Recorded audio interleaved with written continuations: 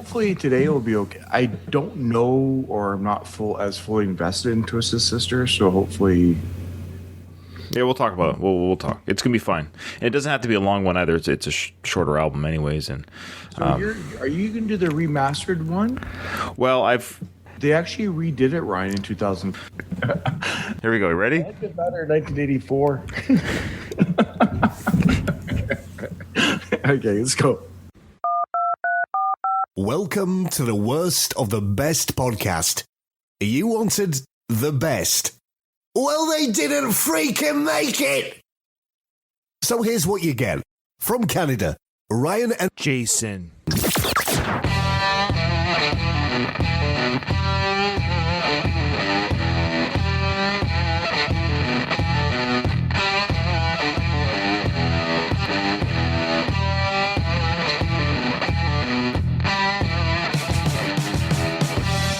Welcome to the Worst of the Best podcast.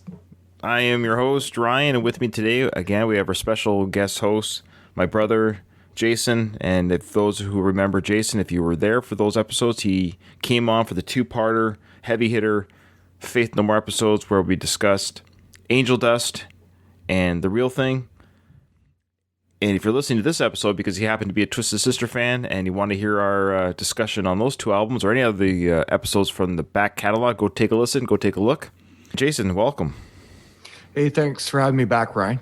Appreciate being here. Having you on for the Faith No More discussion was fun, obviously recording with my brother. It's only natural that you and I talk about music together because when we were, young and in our youth, from our childhood to our teenage life, music was a big part of our home, our family, our growing years.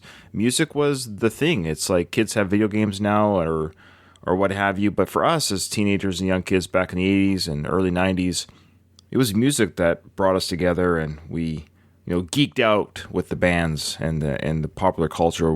Music was the big thing back then. Yeah, absolutely. Yeah, and so it's going to be fun to revisit some of these albums that we enjoyed when we were younger. And I want to say that we were younger when we enjoyed Twisted Sister. Okay.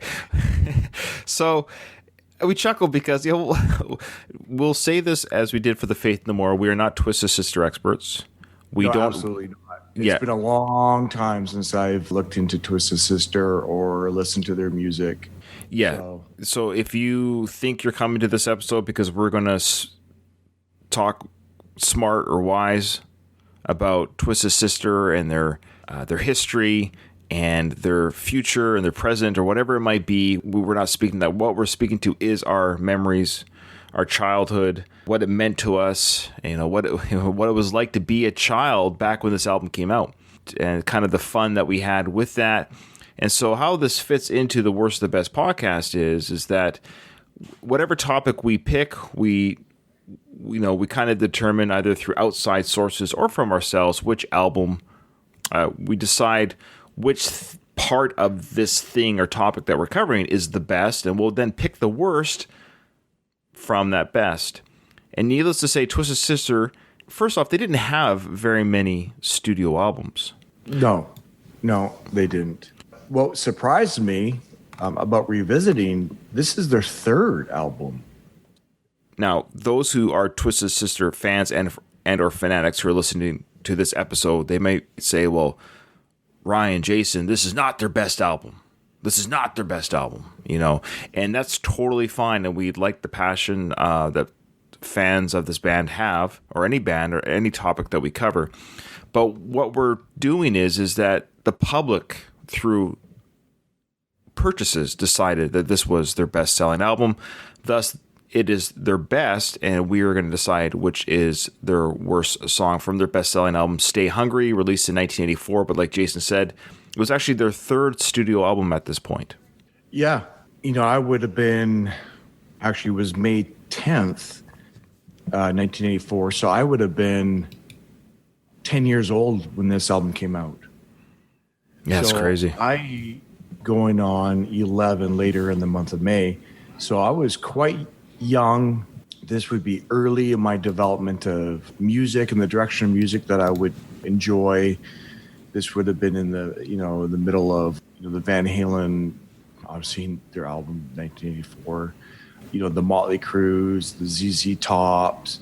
So this is kind of like the early part of me in the 80s and moving into the 90s and developing my fandom of rock music. Twisted Sister jumped on the scene with this album. For most people would not have really seen or heard of them, at least not me at being 10. This was my introduction to Twisted Sister. And really my only true exposure to them. I didn't follow their career. I enjoyed them basically just through this album. Yeah, and that's fair. And that actually is kind of the experience that most people of this band have. It's weird how some bands, no matter who they are, or some artists, solo artists or otherwise, throughout all genres, some can have a lasting career for whatever reason. Irrelevant. You could talk about your U2 and your Coldplay or your Bruce Springsteens or your Metallica. These are the the juggernauts of their respective genres and parts of the music landscape. Whether you like them or not, they're there, and they've sold millions and millions upon millions of albums throughout decades of concert going. And then there's bands like Twisted Sister. For a moment in time, they were pretty big and pretty much in the zeitgeist of the youth. But before we start talking about Stay Hungry, we will just say quickly, again, we're not Twisted Sister experts, but they had their first album was 1982's Under the Blade. I've done more digging than my brother Jason has with Twisted Sister throughout the years. And there's some good songs from this album that I will just make sure that I will mention that I do like. Shoot 'Em Down is actually a really fun rocker. Under the Blade's a great song. Those are ones that are obviously on their greatest hits is probably where I'm familiar with those songs from that album. And this was back in the time, Jay, you'll remember this, back in the time when bands would just pump out albums. Now it's like, it seems like it's anywhere from 3 to 10 years where a band will release an album. Well, what I kind of reviewing, doing a little bit of homework to get ready for this podcast, this album was recorded in February and March of 1984, and the album was released in May. That's an impressive turnaround. Completely impressive. I don't know. The way that they do music nowadays is just very different. The way that they pre-plan tours are like being put together before the album's even done. Like there's so much behind the scenes. And you wonder why does it take 3 or 4 or 5 years for an album to come out? If you're a big band, if you're Pearl Jam per se, let's say Pearl Jam, you are planning a tour and marketing well before an album is even close to being complete. Back then, they just recorded an album and threw it out, hope people liked it, and then go like, oh, we have an audience, so we'll create a tour behind this. It's different. It's very different. And this album sold 3 million, which is solid. But back in the day when all people were doing was buying albums, whether it's CDs or tapes, probably tapes at this time in 84, obviously, not CDs yet. Like a lot of album, sales, but it's also not a lot. Yet everybody knows who Twisted Sister is. They know their 2 or 3 big hits. But they did that just on 3 million albums. And MTV, their videos were famous on MTV. They were hitting the start of the MTV, it influencing how we view our music or enjoy our music. They hit everything kind of all at the same time. They had obviously their looks. They had their 2 big songs off of this album. They had the MTV exposure. Yeah, the rest is history. I mean, they toured up to 2016, if I'm remembering correctly. It may have been their last tour. Dee Snider, the lead singer of Twisted Sister, and the only member of the band that I can name without looking at their Wikipedia page. Now, that's just me being honest. Again, we're not experts, but Dee Snider, certainly a notable and even a well-respected vocalist throughout the metal community. The guy can sing, and he can sing live. Yes, and what's interesting is he was the face and the sound of the band. He marketed, and without him, the band probably would not have been able to succeed. The music is not anything technically difficult. Well, okay, yeah, we'll get to that. So their second album was called You Can't Stop Rock and Roll. That was released in 1983, so just barely a year later. Some songs from that are quite good are actually I Am, I Me is a great song. And they had a song here called We're Going to Make It. And then track 7 was I've Had Enough, which I think if they combine that two, we're not going to take it. Right. I just thought that was kind of funny. All right. And then in 1984, May 10th, like Jason said, they released their huge album, Stay Hungry. And Jason and I was 8. Jason was 10 at this time. And we were, young. It's young to think back then, but I didn't feel like we were already listening to Motley Crue's Shout Out the Devil album, Van Halen's 1984. And I remember thinking, and funny about Van Halen 1984 was I used to think that album came out in 84, not understanding the reference to the George Orwell book by the same title. But that being said, we certainly loved music. And so when this came out, this was kind of a combination of, talk about Dee Snider and his look and the band's look, with the makeup on their face and wearing, not feminine clothing. That's not what they were wearing, but they were bright pink colors on the cover of the album, Stay Hungry. Dee Snider is wearing a pink shredded clothes with like shoulder pads almost. His hair is very curly and it's feminine, like the name Sister and Twisted Sister. The word itself, twisted. And then to have sister when they're old men, it just seemed to be like a juxtaposition.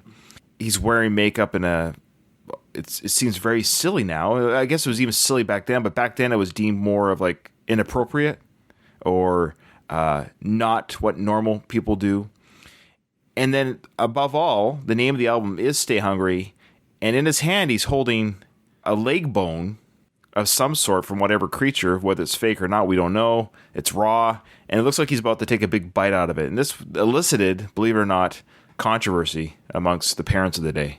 Yeah, I felt uncomfortable with that album cover. I didn't quite understand why you'd have this like raw leg bone of whatever animals. It would have been a big animal if it was real. Yeah, like, being 10 years old, it was a little bit of a shock, right? Like that's what they're going for. That's what these band people are going for. And as far as like the clothing and the makeup, it is weird to think that I was 10, but I actually also realized in my own mind, I can recall just going like, they're just trying to be shocking. And I did look past all of that, actually. It didn't affect me, really. I wasn't turned off from their music because of that. I kind of understood that they're just trying to do this stuff for shock value. This album, I was in love with it as a child. Because like you were saying, I think it was that combination of scary. Some of the songs on this album are quote-unquote scary. This is back in the day with the early Nightmare on Elm Street or Friday the 13th movies are now hitting the theaters. All of these themes are in here. Yes, yes. Freddy Krueger. Yeah. As a child, there's a part of us that kind of knew none of this is real, and the concept that I didn't think Dee Snider was going to pop into my bedroom like he did in the music video and ask me what I want to do with my life. We were a part of their fantasy, and I used to go to my friend's house, and I can't remember who it was, but it was some childhood friend. I can't remember. It could have been Scott, if he's listening. Shout out to Scott. Shout out to Scott. Scott Workman, It's either Scott Workman or what was the other kid's name? Scott Peterson. Those are the two Scotts. But anyways, I went to their house. We played this album on his dad's stereo in his family room. And we used to act out the songs because they're like stories. We would sing all these songs and act out the songs. It's funny. I want to know who was Captain Howdy and who was the kid. Yeah. Well, we'll get to that. But, that's how much this music was. Like, we listened to the lyrics. We didn't know what that song was about, of course, but we just knew this was a creepy guy named Captain Howdy. Let's get into it track by track. So how the show works, if you're a first-time listener to the Worst of the Best podcast, because you came here because of our subject today is Twisted Sister and their album Stay Hungry, we'll go in song order, talk about any feelings we might have on the song, play a little snippet here and there of the song. At the end of it, we'll decide what we think is, in this case, their best-selling album and the worst song from that best-selling album. The album opens with the title track, Stay Hungry. Now, Jason, you said that in our pre-show discussion that you enjoyed this album more as a child. And I understand that. Look, I understand that. If I watched something as a child that I enjoyed as a child, like let's say the early Transformers or He-Man cartoons, you watch them now, they're probably harder to watch because maybe the animation's bad or, the acting's more wooden than we remember. I will say, so we don't lose all of our Twisted Sister listeners, this is still such a fun album to listen to. Yeah, you're referencing a conversation we had before we started. Is I can't believe at how bad the production value is. It sounds horrible. It is weird. It does sound horrible because I actually listened to the album for a re-listen.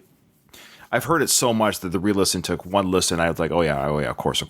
Right. But I was listening to it on iTunes. So the Apple, the official, I have an iTunes account so I can listen to, any album and just download and listen to it right away.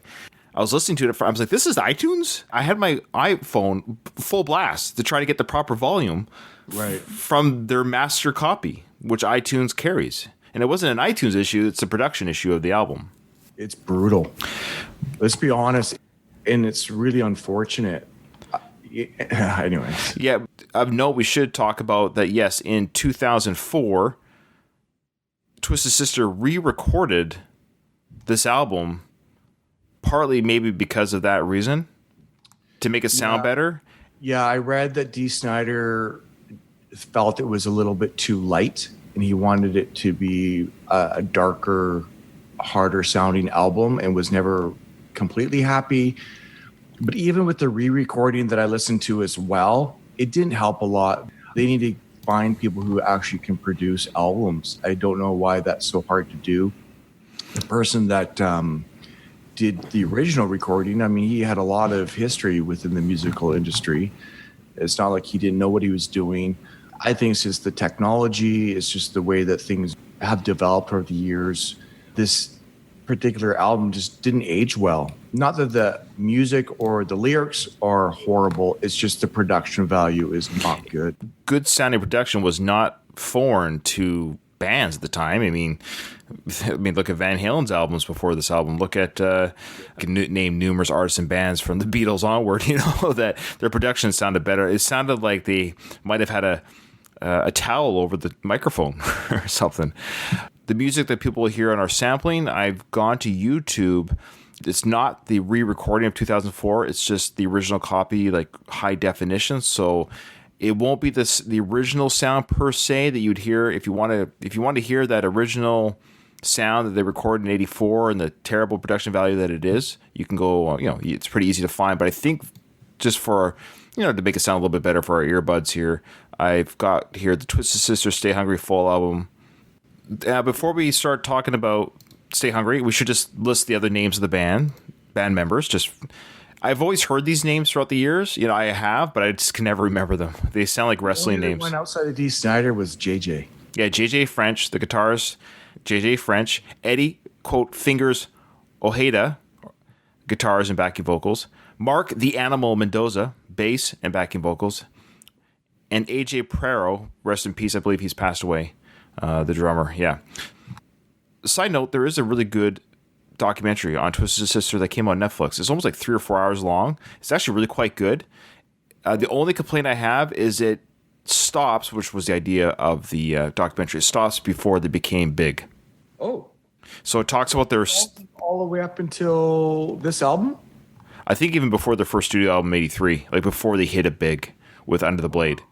Yeah, it's interesting. It's about their time in the 70s before they got big, because they were like on the circuit of the bars and the clubs for like almost 10 years before they had their first album. Right. Yeah. So when you listen to these songs, if you didn't know what they looked like, I wonder how they might have been received had they looked more like Iron Maiden. Listening to this, I can hear Iron Maiden, I can hear Whitesnake, I can hear lots of Motley Crue, especially in the guitar sounds. And Dee Snider has some amazing vocals. I only think that they try to separate themselves from these other bands by doing the shock look. When I was re-listening to this, I was surprised at how many different sounds or band sounds were coming through. And I also felt Skid Row, I know Skid Row was well after them, but what I'm saying is that I could hear a little bit of Skid Row taking some sound cues from this band. It seemed, probably not, but there was just some guitar sounds that felt Skid Row was represented even in this album. I was surprised at how many different, Yeah, okay, let's get to Stay Hungry. Here we go. Ironically, he's staying hungry even though he's eating all that meat.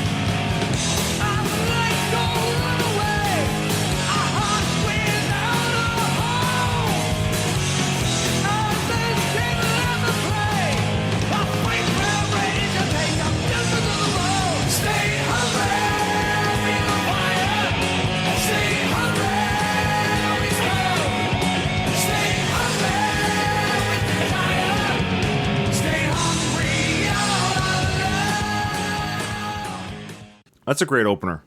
It is. And what I like about the song, and actually a lot of their songs, I actually quite like the lyrics for the most part. Not every song, but I quite like the lyrics. And it's kind of like, I know you do a Rocky podcast. It's very Rocky-ish in the messaging that they're trying to share in a lot of their songs. Just keep pushing, keep going for your dreams, keep striving for what you know is best for you. A lot of those lyrics are very positive. Yeah, and that's the thing. That's what I mean. If you didn't know what Dee Snider looked like, or if you didn't wear the getup, so to speak, and I know that was her thing, you can't change history. Look, I'm going to be honest with you. I love this album. I really do. It's so much fun to listen to. It's such an easy, fun listen, and it's actually a legitimately good rock album. And there's a part of me that wishes, like, maybe had they just been normal looking. I don't know, because Dee Snider can sing, and he can still sing today. Yes. They actually sound better live than they do on their albums. Yeah. Which is always a sign of a great band. Their first single from the album was actually We're Not Gonna Take It. That's the second track on the album. I can't imagine anyone's listening to this that doesn't know this song. But Stay Hungry, before we get into that, I like Dee Snider's, his vocal change. He has a great ability in his songs that I found listening to this album again, that the part before the chorus is almost better than the choruses. Right. If that makes sense. Yeah.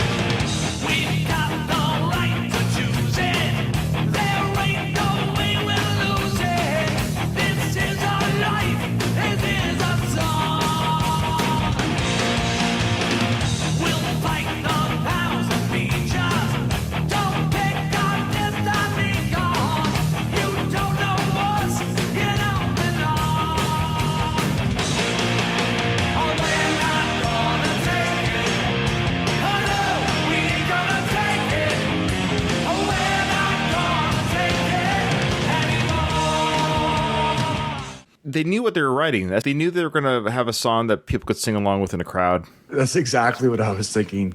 Hey, this is our full arena sing-along part of our show. Sure. Like, it's hard not to want to sing along with this. Oh, yeah. You'd be made if you're at a rock show, they're like, this part right here. When this part comes on, if you're not singing back at them in the crowd, you're dead.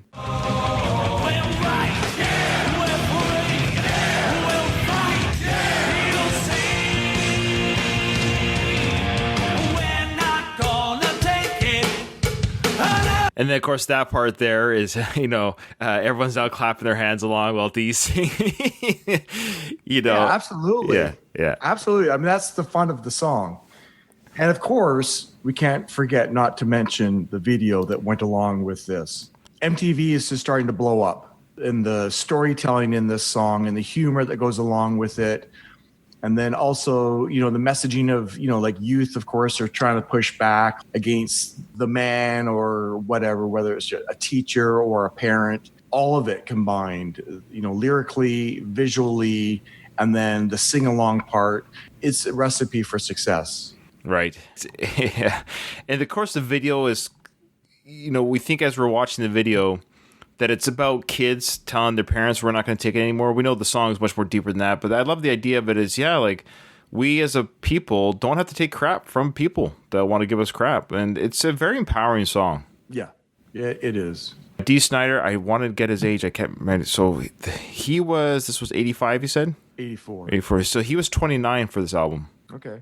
Yeah. So he's well on his way into... So yeah, like he was pounding the pavement as a rock star when he was 19. And 10 years later, they hit it big. So they worked hard to get where they were. If there was a short tenure, so to speak, in their time at the top, they got to the top. A lot of bands don't. Guaranteed, the messaging in these, the song "Stay Hungry," we're not going to take a guarantee they live by that, or else they would not have even had this type of success. It's impossible not to know who they are. This isn't necessarily our parents per se, but again, when this album came out, when that video came out, the idea of children rebelling against their parents and what have you. Dee Snider, I don't think he's ever had a drink in his life. Right. He's not talking about being a jerk. He's Yes. talking about just fighting for your dreams. That's and not right. letting other people shut you down. It's just funny that as somebody's wearing the makeup and all that crazy hair, he's very educated, very well spoken, no criminal activity, no tabloid. And do you remember when he stood up to Tipper Gore? Yes. To some parents in the 1980s, Dee Snider of Twisted Sister was the most dangerous guy on the planet. This was when metal met its first organized attack. Twisted Sister and 8 other metal bands were placed on a list called the Filthy 15 because their music was deemed offensive by the Parents Music Resource Center. Dee Snider was summoned to testify before the U.S. Congress to defend his music and his livelihood. 1984 was a pretty insane time for Twisted Sister. We were hearing bits and pieces about this Parents Music Resource Center and Tipper Gore, but not really registering because we were getting protests and religious groups at every show.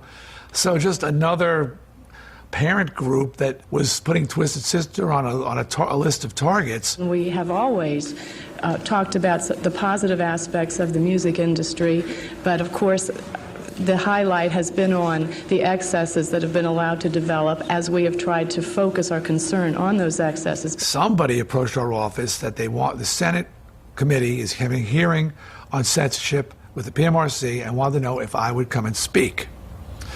Now, my view of it, when I heard it, was they want me to carry the flag into battle. Hell yeah. Braveheart, baby. Braveheart wasn't even out, but that sort of mentality. Give me the flag, man. Let's go. I knew that they were, like everybody else, grossly underestimating me. I knew that they viewed me as just another dunderheaded rocker, and they would bring me in, make me look like a fool, and I would help their cause. They did not know that I could construct a sentence and speak English fluently. And I'm there in my cut-off denim, my skin-tight jeans, my snakeskin boots, and a little bit of eye makeup left underneath, and my big hair. And I ain't getting dressed up for nobody. I'm a dirtbag, and I'm proud. And I'm playing these people like, mentally I'm setting these guys up for the kill. I have got my speech in my back pocket, which I have worked on for a few weeks and honed and refined till it's a freaking nuclear weapon. Folded up like a gazillion times, like a bad kid bringing his homework to school, and I open it up and I'm flattening it out on the table, really deliberate, and they're going, oh man, this is a lamb being brought to the slaughter. And I start reading. Since I seem to be the only person addressing this committee today who has been a direct target of accusations from the presumably responsible PMRC, I would like to use this occasion to speak on a more personal note and show just how unfair the whole concept of lyrical interpretation and judgment can be, and how many times this can amount to little more than character assassination. And I am just tearing apart everything that they've accused me of, disproving beyond a shadow of a doubt that everything they've accused me of has been wrong, false, and they are scrambling. They were saying that Under the Blade was about sadomasochism and bondage. It was about my guitar player's throat operation. It's not really a wild leap of the imagination to jump to the conclusion that that's about something other than surgery or hospitals, neither of which are mentioned in the song. No, it's not a wild jump, and I think what I said in one part was that songs allow a person to put their own imagination, experiences, and dreams into the lyrics. People can interpret it many ways. Ms. Gore was looking for sadomasochism and bondage, and she found it. Someone looking for surgical references would have found it as well. Yeah. I said, I can't help that Tipper Gore's got a dirty mind, and Al Gore just, oh my God, he really jumped over the table. They were saying, we're not going to take it, what should be on the Filthy 15 for violence, and it was no more violent than the Declaration of Independence. That was the big parents mad at the music. In 1985, a Senate hearing was instigated by the Parents Music Resource Center, who wanted to introduce a parental warning system that would label all albums containing offensive material. The system was to include letters identifying the type of objectionable content to be found in each album. Example, O stands for the occult themes, S for sex, D for drugs, V for violence, etc. Snider, John Denver, and Frank Zappa all testified against censorship and the proposed warning system. Such a system was never implemented, but the result of the hearing brought about the now generic parental advisory explicit content label. I find most people who have success within, at least back in the day, like, when they had to really work hard to get themselves out of the gutters and into the fame and fortune that they would end up having, most of these people are not dumb. They didn't get there by being dumb. No. They worked very hard to get to where they are, to have the successes that they did have. You think of any of these people, whether it's Aerosmith, Metallica, Guns N' Roses, AC/DC, they all seem like, they're outcasts and misfits and whatnot.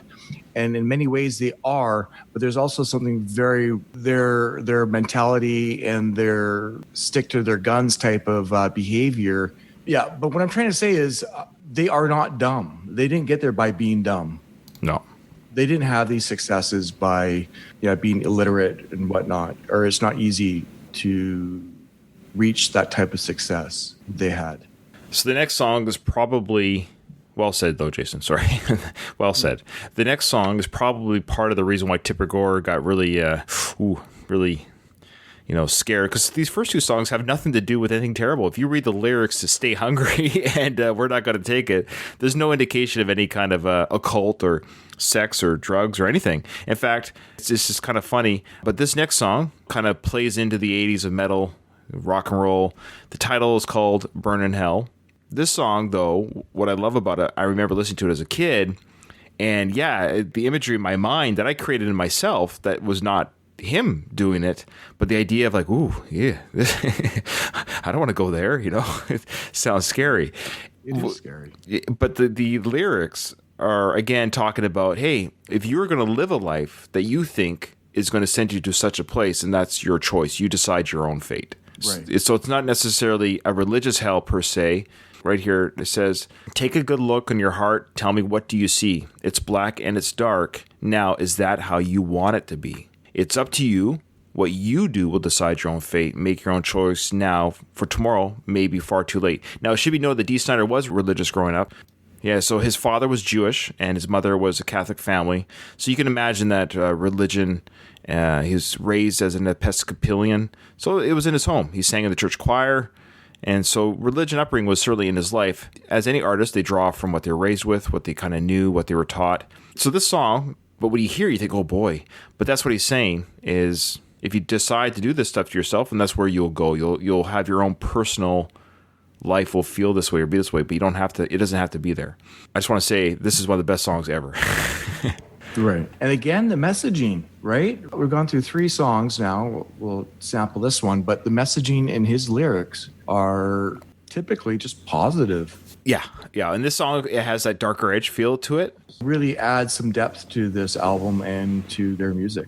Exactly. So we had the Stay Hungry, which is kind of your standard opening rock song. Then We're Not Going to Take It. It's very radio friendly, obviously MTV friendly. And then all of a sudden we go to the part of the next couple songs here where it's, we're going some dark territory. Here we go. Burn in Hell.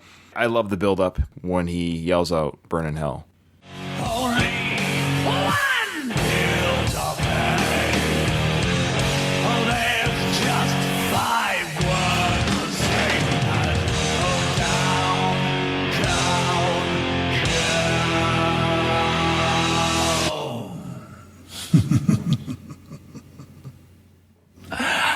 You're gonna burn in hell! Oh, burn in hell!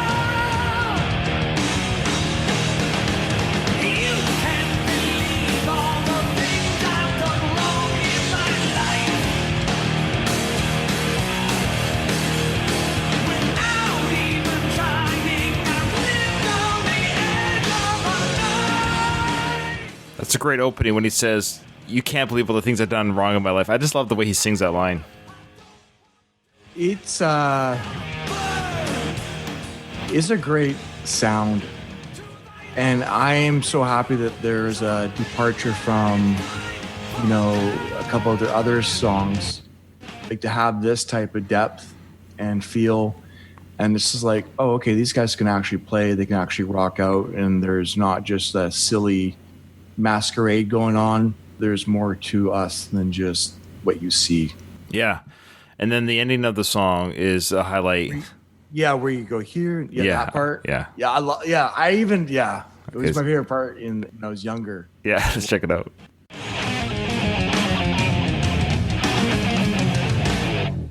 Hear no evil, don't you see no evil, don't you lay no evil down on me. You're gonna burn this town. No evil, don't you think no evil, don't you play with evil, cause I'm free. You're gonna burn it down. No evil, don't you see no evil, don't you lay no evil down on me. You're gonna burn this town. No evil, don't you think no evil, don't you play with evil, cause I'm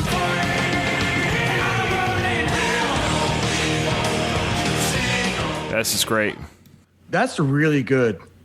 That's a really good sound. Again, the messaging isn't anything. We want you to go there. Yeah, yeah. They're not like excited about people burning in hell. It's actually telling people don't listen to evil stuff. Don't look at evil things. Don't push any evil onto me because like I'm free. I'm free of all that stuff. Because I'm free. That's right. Unless you are free of this stuff, you will end up burning in hell. Like Yes, but Tipper Gore, I know these people can't. They just don't get it. They want to be angry about something. why? It's so silly. That's why if I was ever in charge of a country, I would just be, as long as it's not, everything's consensual and no minors are being hurt, let's just move on, please. Yes, there's way bigger issues Yeah. to deal with than a band with lyrics that you don't understand. Or Elvis shaking his hips on TV. Right. Okay, now this next, it's one song or it's one track, but really we know it's two tracks, but it's kind of that, it was our early introduction, Jason, to a concept song. You know, you've heard of concept albums? Yeah, Yeah, absolutely. of course. Where the whole album's like a story or you're traveling. And much of this album sort of is, but these two songs, which form the Hortaria, is Captain Howdy, and then it bleeds into the song Street Justice. It tells the story, of course, Captain Howdy, who is... The song itself doesn't necessarily say... It spells it out without quite spelling it out. You could say they were whatever age the kids are, we don't know. But the parents are upset. That's what we do know. So an individual named Captain Howdy, which I like how they created a name or a characterization of something that you can't tag it to a race or color or age. Right. It's just an individual that is evil, that he harms children. Now, we assume that maybe there was sexual assault on the children in this song, but that's never explicitly said. And again, it's a story of an individual who enticed children to come to his home, which was like a fantasy land, or it's enticing, but they can't escape. Once they come into his house of horrors or of a twisted circus or whatever, they can't escape. And then it's kind of a creepy song that it tells that story, which actually is the story of Freddy Krueger from Nightmare on Elm Street. And it's funny because the creator of Nightmare on Elm Street, Wes Craven, did he hear the song and create Freddy? But the movie came out the same year, so there's no way, because this album came out the same year. So they both came out the same year telling the same story. Isn't that weird? I was just going to say, before you brought that movie, this was in the thoughts and minds of people back in the day. Remember kind of all the ideas that there was like the cult killings of babies in cemeteries. You remember all that hysteria Right. around stranger danger, and the different Strokes had the famous, the Gordon jump. Yeah, Gordon Jump Yeah. played the creep. That is a creepy episode. Yeah, being a pedophile. Like there was a lot of the fears going on Right. at that time of almost anybody can snatch your child and bring them into their home, and you'll never see your child again. And we know, statistically speaking, not only does that not really happen, it's often the children's loved ones and people that are trusted. It's not stranger danger so much as it's actually people that are trusted. Right. Yeah. Yeah, but back then, I remember there was a lot of this. Almost anybody could be. You never know, right? Right, of course. And the reality is you don't know. I think they were just playing on that fear and just telling a story of what was just in the culture at the time. And the reason why I bring up Elm Street, because the Captain Howdy is sort of like the Freddy Krueger character because he was an actual pedophile. His backstory was, and then the song "Street Justice" is what happened to Freddy Krueger. That's why he's a burn victim, is because the parents lit him on fire in his house. Right. For their street justice because he got away on a technicality or not in the movie, but his character never went to court. The parents just took care of it. Maybe Dee Snider had an in on the story or the script. Yeah, if any of our listeners can comment on that connection. There's a term for that where two ideas come into the world at the same time. I forget what it's called, but independently they came up with the same idea at the same time. Right. One was a music format, and one was the music. So here's a sample of the Captain Howdy, and I love how it transitions to the Street Justice song. Yeah. There's that classic 80s horror sound.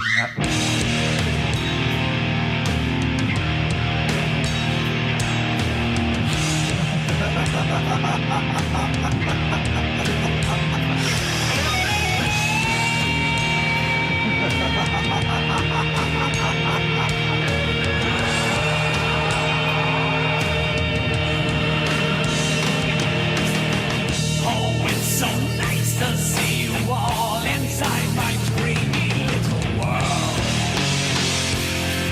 It's right there. It's so nice to see you, oh my dreamy little world. It's weird. Like right there it talks about, Yeah. is that uncanny? It is.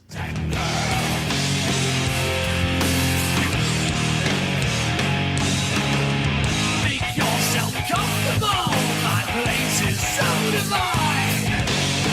Don't you think I'm wonderful? Say yes, you want my time. Stay away from Captain Howdy. Stay away from Captain Howdy. So I love that background vocal, that lower Captain Howdy. It almost sounds like a low Axl Rose octave there. Oh, I'm sure he had no problems singing that if he wanted to. Yeah. The song's about Captain Howdy. He endangers and hurts these children. And nothing, again, is explicitly said. It's all up to your imagination. We just know that bad stuff happened because street justice was paid out to Captain Howdy later, if that makes sense. I didn't realize actually how kind of creepy Captain Howdy was. I just thought he was like, oh, he's that weird guy on the street. Reading the lyrics, I'm like, yikes. Yeah. It's actually pretty vivid. It's vivid, yet vague at the same time. As an adult now, I better understand what the story that he is sharing actually is. And I don't think I quite understood it when I was younger. Yeah, when you get older, the double entendre or what they're really talking about or whatever it might be, of course, you're going to know it through adult eyes that you didn't know as a child. And that protects the children with still enjoying the music. And we just thought Captain Howdy was like a bad person, like Captain Hook from Peter Pan or something. You know, we just... Yeah, right. The song then bleeds into Street Justice.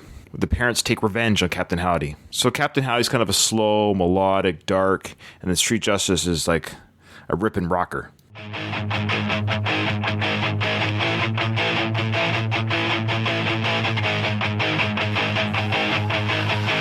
It happened in the broad daylight, so unexpected. Came the knife, a child's scream, sliced through the air, but no one came or seemed to care. Now!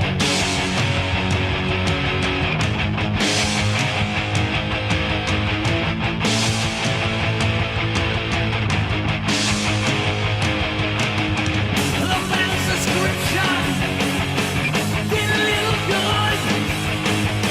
A local stranger from the neighborhood. So the song continues and talks about this journey of this man who is now put on trial, and he gets off in a technicality, and then the parents perform street justice on the guy. Bring it. Yeah.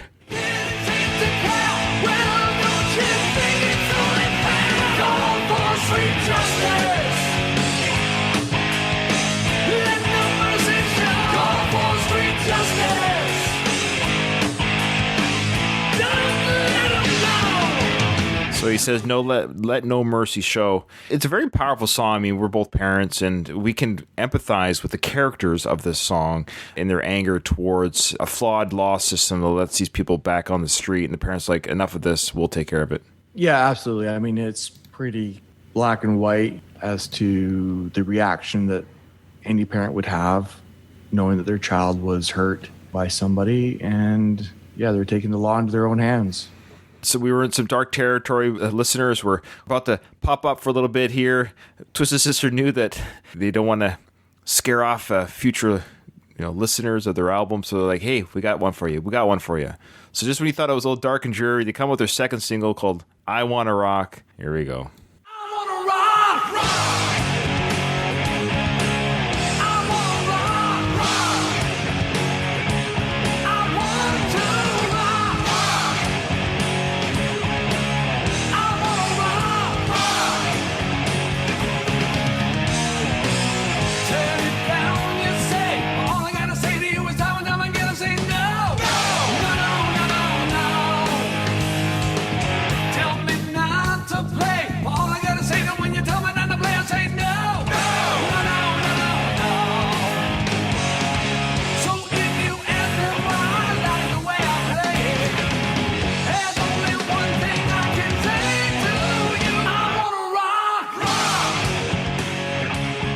Again, a crowd pleaser. Oh, it's so easy. Like, we'll play this and everybody will sing along. There's nobody in a crowd at a Twisted Sister show that doesn't go back, rock, rock, rock, rock. I'm doing that. I'm not even at their show. I think it's great. There's nothing wrong with giving the fans what they want at a show, like to create a song that that a live performance would be enjoyable to do. It's one of those songs that you might not listen to every single time you put this album on. Right. But when you're at a show, you are expecting the song to be played. Yeah, it's fun. It's one that obviously any non-Twisted Sister fan, anyone that's listening to this episode that just happens to like the podcast, they know that song. Again, they captured the MTV. Like, they were smart. Right. I mean, whoever was helping them on this album and help market them, they capitalized again on the music video. The first single and this single, utilizing the short video storytelling to go along with the song, was genius. Mm-hmm. So that was their second single. And their third single was a song after this one called The Price. Every band back in the 80s, metal band, it was almost standard to have a ballad, a slow song as we called it back in the day. This is more of a slow song than a ballad. Jay, I'm not going to lie to you. I love this song. You can't tip your hat. What if... Well, wait, is this... Are you saying you're not going to pick this song? Well, we're allowed to on the show as per the rules. You can tip your hat. Look, there's 9 songs to choose from, so I'm not going to say every song and how much I love it per se. You can love every song on an album, but there's still going to be one that ranks the lowest. That's True. all. Yeah, no, and I agree. This is a great song. This sounds really good too, and it really shows Dee Snider's vocal range. I just kind of wish we heard more of these songs from these guys, but it really encapsulates the 80s and the slow song of the 80s, which I just kind of miss. I kind of miss these songs. I kind of miss bands doing them. I don't know if it's considered not artistic enough nowadays or not smart enough to write songs, but what I like about Twisted Sister this album, is it isn't complex. It doesn't challenge the artist per se, but it's just so much fun to listen to. Yeah, it is an easy listen. They were firing in all cylinders. They had some of the dark, they had some of the light fun stuff, and then they have a ballad. They were showing off everything that they had to give. Here we go, The Price. This is a hard song to turn off, but let's take a listen.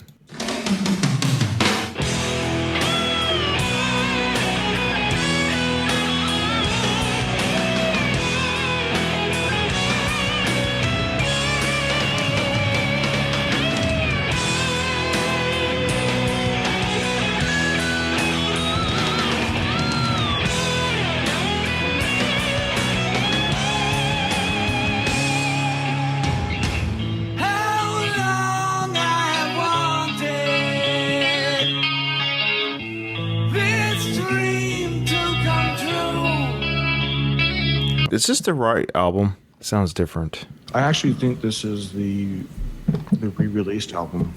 That part sounded like it, but no one's saying that in the channel. They did it for the other one.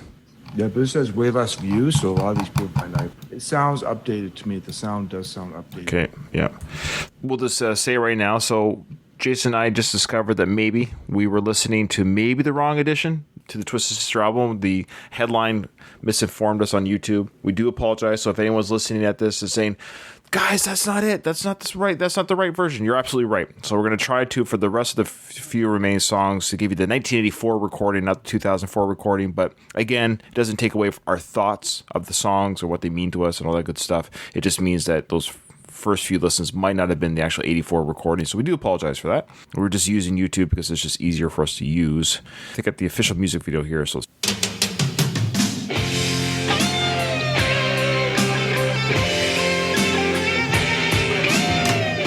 I do like how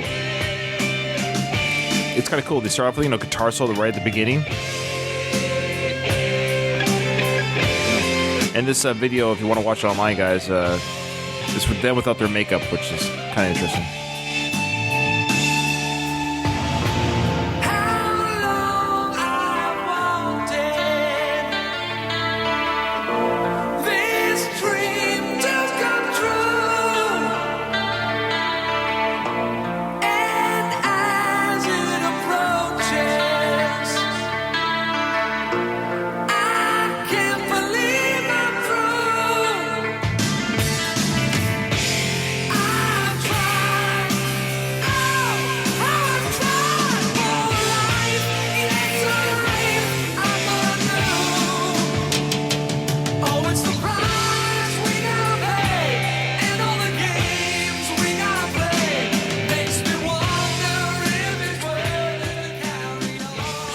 So I love how they show the crowd there when they're showing some concert footage. They just crowds don't act this way anymore. I know. It's a lost art form. Twisted Sister in back in the 80s, though they sold 3 million albums with this release, they didn't have the big crowds that obviously Van Halen had then or what have you. But it just shows you when you went to a concert, no matter what size the crowd was, your hands are out, you're trying to reach the band, everyone's like, yeah, it's actually quite sad to see some of the large groups of concerts at the large shows and people just standing there, not knowing what to do with themselves. I don't know what the differences are.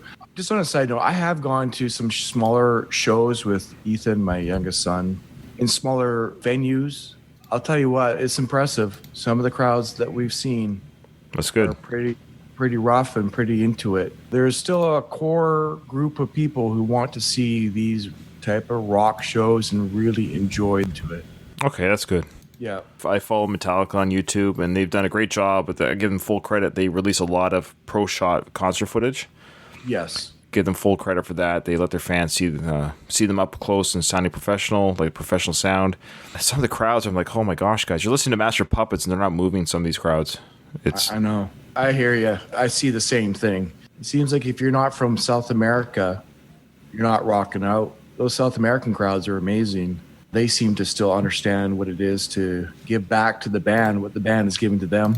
For a lot of us, it seems to be a lost experience. And I don't know why. Yeah. All right, so that's The Price. Great song. Great song. What I thought was interesting in that official music video, how they were cutting between no makeup and makeup. I think the makeup shots seem to be at the show. Yes. So I think what they were trying to do maybe is already start to distance themselves from that look. And maybe they knew that, okay, we got people's attention, but we don't want this to be just about the way we look. And maybe having that as their third single and third MTV look of themselves, that they were already starting with the idea that we got to get rid of the makeup and the look if we want longevity. Right. Just an interpretation of what I was watching there. Okay, so the next song is called Don't Let Me Down. I hope the song doesn't let us down. Not one of their bigger hitters. I admit, not one of their biggest songs from their catalog. It was one that when I listened to it again, it's like, oh yeah, this song. But I couldn't hear it in my head until the re-listen after so many years. Here's your Iron Maiden sound here. Yep. Oh, I wanted to say, Rye. Yeah. On that last song, it felt very Whitesnake. That's kind of the Whitesnake feel I was hearing. Yeah, there's a lot of different sounds on this album. That's actually an excellent point. For better or for worse, this album is not cohesive. It's not. Yeah, it's not. There isn't one like kind of thread that's going through all of it. It is a bit of a mixed bag. And speaking of which, this song is one example of where the singing before the chorus is better than the chorus.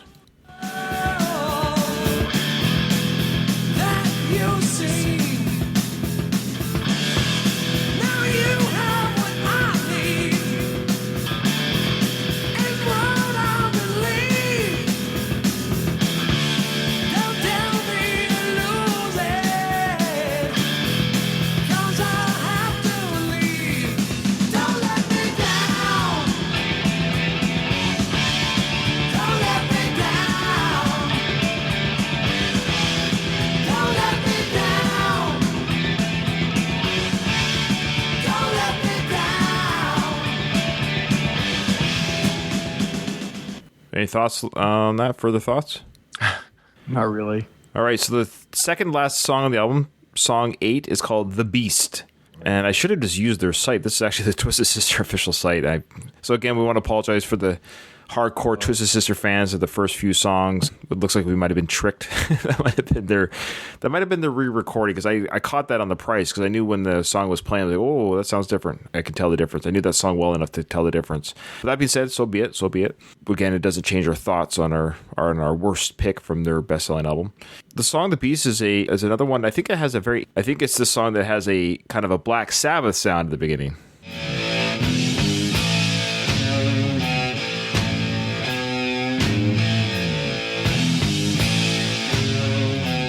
They also kind of drew from Molly Cruz's "Shadow of the Devil" a little bit here. Yes, it's that era. Yeah. But this build-up's pretty good. I like this part coming up here.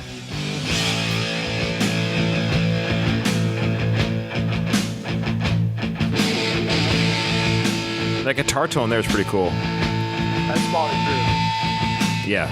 You can hear the thunder long before the storm, but you can't hear the lion when he stalks his prey. The part of the song that I really enjoy is when Dee Snider goes that higher octave before the chorus. Coming up here. He's gonna have his way. You better run, forget your pride. Don't make a stand, just step aside. If you don't have what it takes, don't try to play, you'll lose your stakes. Remember this at least, it's the nature of the beast. There you go. I love that build-up. I love the way he sings that build-up. Sing, eh? Yeah, he can. Man, he can sing. He really is an incredible vocalist, and it's how should I say this? It's too bad we didn't see more highlight years with him. It's such a weird history. I'd have to delve into why they didn't really do much after this album and what happened. Was it just the state of music? Because not necessarily, because their next album after this one, it was still very metal, and these type of bands were still going strong right to like 91, 92. They should have had another 8 years. Even with a couple duds of an album, you still certainly had the ability to knock out something. Yeah, Because they had the 1985 album that came out just a year later, Come Out and Play, and it only went gold. And then 2 years later, Love Is for Suckers, and it just nothing. And that was 87. This is like 87. You got Appetite. You've got, Dr. Feelgood came out 2 years later. There's still hair metal band being played like ad nauseum. But this album just tanked. Yeah, they have a misstep in there somewhere, for sure. Like, maybe they should have taken more time off. Maybe they should have done more touring, because if this came out in 84 and then you have an album in 85, where they may be trying to capitalize on their stardom and try to get another album out, maybe they should have waited longer and let people kind of... And yeah, Love Is for Suckers in 87 is actually their last studio album of original material. Wow. Well, at the time, Guns N' Roses would have stamped out any... You know what I mean? Like, but other bands were coming out in 87 too. You had your Skid Row. You even had AC/DC's Razor's Edge coming out. It wasn't over yet. But, the bands like you say, like AC/DC or even Aerosmith were still going strong through the 80s and 90s. Yeah. Metallica, obviously, Guns N' Roses. Guns N' Roses started a whole new craze, but their fan base just probably wasn't broad enough to carry them through. AC/DC would have been strong enough and big enough. Aerosmith was strong enough and big enough. Even if they have a dud here and there, and they obviously have had some duds later in their careers, like late careers, they still have such a foundation that it's impossible to lose the momentum. I don't know. I don't know what they did wrong. It's weird. All right. Last song on the album is the acronym SMF. That's how the album labels it. We know that it stands for, which is funny that we know what it stands for, because it's never said in the song. Do you know what it stands for, or you're hesitating there? Yeah, no, I do. Oh. But it's actually shorter hand than what it used to be. It's an acronym that describes their fan base. And then it used to be a longer acronym, and then they shorthanded it. It says here, people are commenting, I am an SMF for life. Yeah. Proud to be an SMF. So what does it stand for in the band sense? Well, like I said, it used to be longer. Yeah, do you know what right? Yeah, no, I'm listening. It's It's Stupid Mother. yeah, I know. But it used to be longer. It used to be Stupid Mother for Twisted Sister for Life. Oh, okay. Yeah, so they're SMF, an acronym for the common swear word MF, so stupid MF. And as kids, we had no idea, and they don't say it in the song either. But Tipper Gore, she's the one that has the dirty mind. How did she know what it meant? Who told her what it meant? Well, she's a Twisted Sister fan for life. She's a Twisted Sister fan for life. She's probably secretly a closet fan. Oh yeah, The only thing she didn't turn off the videos, the MTV music videos. I would love to see her face when she's watching her. Oh my! You know how they have reaction videos? What was her reaction video to watching We're Not Gonna Take It? Oh, a man wearing makeup. Oh. Yeah, here's your AC/DC sound. Right. And it sounds like Fly on the Wall era. Totally, that's when that album came out. For sure.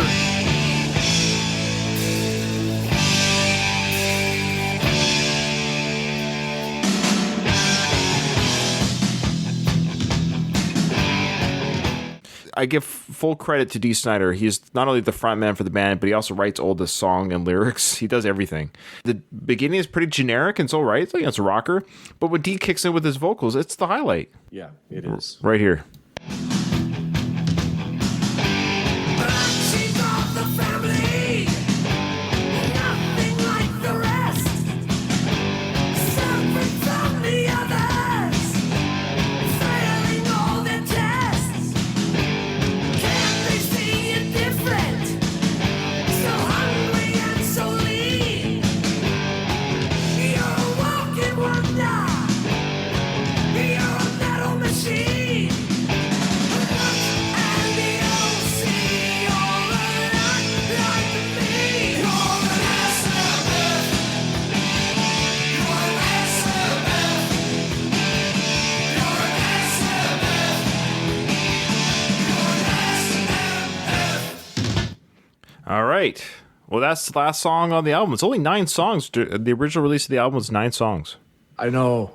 I was shocked to be reminded, like, it's not even 40 minutes long. It's like 39 and change. That's crazy short. It's a fun, easy listen. If this is on the car and you're incapable of skipping any song, you're not bored at any point where you're like, oh, please get to, like, there's something to be enjoyed at some point in every song. No, and the reality is if you were to, you say, take away the makeup, like if you never saw this band before, you would you would think that you were listening to just like any generic, I don't want to say generic, but like any rock and roll look and band from the 80s. And it's funny that you say that, take away the makeup, because the reverse is true. When I was growing up as a kid, I thought Kiss was what Twisted Sister was going to sound like. So I knew Kiss, of course, they're from the 70s. I'd seen them, and I admit, through my naive eyes, that Kiss was this demonic, evil, scary type band. And then I remember when I became brave enough to listen to some of their songs when I became a teenager, they're just, I'm sorry if I want to offend any listeners, but they're a terrible band. Very simple. Yeah, it's almost like all they are is this show and pomp and stance. Yeah, they hit, right place, right time. And they're entertainers. I give them full credit for being, yeah. And I'm not a music snob in any way, shape, or form, but I admit I was almost disappointed that they weren't scary or brutal or crazy. Yeah. It was all. So sorry, say again. All bark and no bite. All bark, no bite. Yeah. So the opposite is true for Twisted Sister. Is they kind of look goofy, but when you listen to them, they sound like I thought Kiss should sound like. And like I said earlier, it's really unfortunate that as we listen to music and well-produced music, that the original recording wasn't better than what it was, because it didn't age well. I mean, I enjoy the songs and I like what I hear, but I just think for longevity's sake, boy, I wish it didn't sound like it was recorded in 1984. Yeah, that's fair. And they did re-record it, but I don't think it helped it much. So there needs to be an ability to go back with the actual mastered tape and really redo the levels. Yeah, I don't know why they can't do that. It's weird. I wish they could. Well, Jay, That's our coverage of Stay Hungry by Twisted Sister, their top-selling album of all time, by far. The peak of their time as a band, and certainly, rightfully so. It was a fun listen, and it hit the right time, for our age group as well, and for teens. And I used to do the Twisted Sister symbol all the time. I used to draw it all the time in my school books. I forgot to talk about that. And all my notebooks at school, I actually remember carving their Twisted Sister symbol with my protractor. The compass. It's the compass, the steel pointy compass. Yeah, the steel point of the compass. In that little set that you'd get in elementary school. Back when we had real wooden desks. Yes. And I would scratch the symbol of Twisted Sister into my desk. That's awesome. It's a great symbol, too. It is a great symbol. I mean, again, they were able to kind of differentiate themselves and having that Twisted Sister, I'm going to age myself again using the Jiffy marker and putting it on my school binders, scratching their symbol into my desk. Their claim to fame was kind of short-lived, even though people adore them even to this day. They toured up until, I believe it was 2016. Yeah. And had they come in my area at the time and I was available to go, I'd go. Of course, you'd have fun. Yeah, and they sound great. If you look at their clips, they sound great. And Dee Snider sounds amazing. Yeah, I would recommend go on YouTube, look at their live performances because they do sound better live. They have some professional live recordings, and this because it's a chunkier sound too. It's yeah. Which is how I wish the album sounded. Right. I wish they could capture that live sound, but on an album. And I don't know why people weren't able to do that. Well, if it's a criticism that you sound better live than you do in the studio, that's actually a criticism I'm sure Dee Snider will accept. Yeah, absolutely. So what is the worst song? 1 to 2 songs on this album that I'm bouncing between. Right. You want to give your pick first? Do you have one solid pick? Well, I do have a solid pick. It's the Don't Let Me Down. Yeah, sadly, that song does let me down. It lies flat with me. Right. There's some nice little highlights where the build up, but the chorus is boring, and it just repeats itself with very much, and it's 4.5 minutes long. For a song that's pretty standard throughout, there's very little to be enjoyed for that length of song. It's going to be my pick. Don't Let Me Down did let me down, and that's the pick that I have as well. We're Not Going to Take It is not far behind. I tried hard with this one not to call it the Enter Sandman syndrome. Right, yeah. Because if you're to listen to this album for the first time, never hearing any song before, nobody would pick We're Not Going to Take It as the worst song on the album. If that makes sense. Yeah. That's exactly. That's how I went with this as well. So, yeah, Don't Let Me Down, Let Me Down. Enough. I'm going to pick that as my worst song as well. All right. Well, Jason, thank you so much for coming on the show. Remember, in front of every silver lining, there's a cloud, and we're here to help you find it. I hope you come on again, Jay. Oh, I enjoy finding the cloud. It's fun. It's good to spend time with you, too. I actually want to say, before we close, again, Jason guest host, I should say, guest star too, on the Faith No More episodes. A lot of great feedback from Twitter and what have you, but a lot of negative feedback I posted on Reddit and on Twitter. We got some people who only heard of the concept of our show. They refused to listen to us pick the worst. And it's kind of funny because they said that we were being negative. And if anyone's ever listened to our show, without even listening to our show, but they thought our show would just be, I guess, a scathing review. Sometimes it is, depending on the episode, depending on the topic. But the point is, if you're a first-time listener of our show, this is what we do. Everything isn't created equal, and basically all we do is we just say what is the bottom rank of something that is the best, because even that which is the best has something which from that best is the least. And you can almost pick the best song from the album and pick a part of the song that's the worst part of the song. It's just the way it goes. Not everything is at an equal level. There are a couple of people, because it's Faith No More and Angel Dust, they got very defensive that we would even dare pick a song that was at the bottom. Oh, that's interesting. I didn't see the feedback as much as you did. So that's interesting that some people would get so triggered. Yes, triggered. Yeah, they were literally, Jason, so triggered that we would dare pick a song that we consider to be the worst. And the worst doesn't mean it is crappy per se. No, I know. It's just so funny that how dare we rank something. And the reality is we're just having fun. Of course. Our word means nothing. It doesn't change anything. A wink and a smile, and we have much reverence and respect for Faith No More. And for Twisted Sisters, Stay Hungry. Yeah, I mean, there's fond memories, Of course.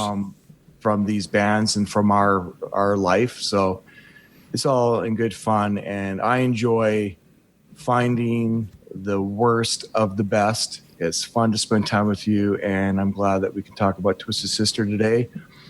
And yeah, let's do it again. All right, we'll do it again for sure. Talk to you soon. Okay, bye-bye.